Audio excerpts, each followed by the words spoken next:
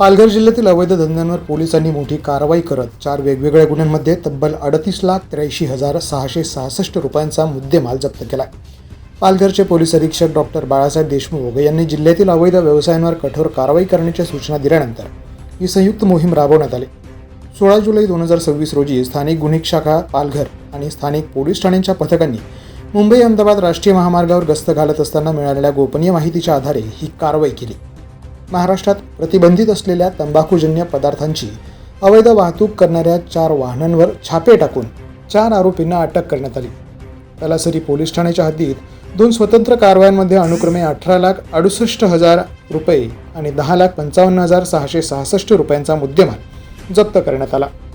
मनोर police ठाण्याच्या हद्दीत 5,56,500 रुपयांचा तर कासा पोलीस ठाण्याच्या हद्दीत 3,73,500 रुपयांचा मुद्देमाल जप्त करण्यात आला. अशा प्रकारे 4ही कारवायांमध्ये वाहनांसह एकूण 38,83,666 रुपयांचा मुद्देमाल जप्त करण्यात आला असून 4 आरोपींना अटक करण्यात आली आहे.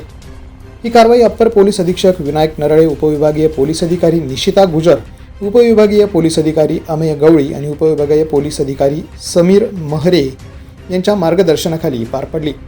या मोहिमेत स्थानिक गुन्हे शाखेचे पोलीस निरीक्षक प्रदीप पाटील, तलासरी पोलीस ठाण्याचे प्रभारी अधिकारी अजय गोडे, कासा पोलीस ठाण्याचे प्रभारी अधिकारी अमर पाटील, मनोर पोलीस ठाण्याचे सहाय्यक पोलीस निरीक्षक सचिन मारुती, पोलीस उपनिरीक्षक विकास राऊत, पोलीस उपनिरीक्षक अशोक पांडे तसेच पोलीस हवालदार अनिल सोनावणे, राहुल क्षीरसागर, विशाल लोहार, बजरंग अवसरे, राजेश आळकरे, राजू भोईर आणि पोलीस नाईक प्रदीप गावरी यांनी सहभाग घेतला. या प्रकरणाचा पुढील तपास संबंधित तलासरी, मनोर आणि कासा पोलीस ठाण्यांकडून सुरू असून जिल्ह्यातील अवैध धंद्यांवर यापुढेही अशाच प्रकारे कठोर कारवाई सुरू राहणार असल्याचं पोलिसांनी स्पष्ट केलं आहे. द पोलीस न्यूजसाठी अशरफ खान, तलासरी.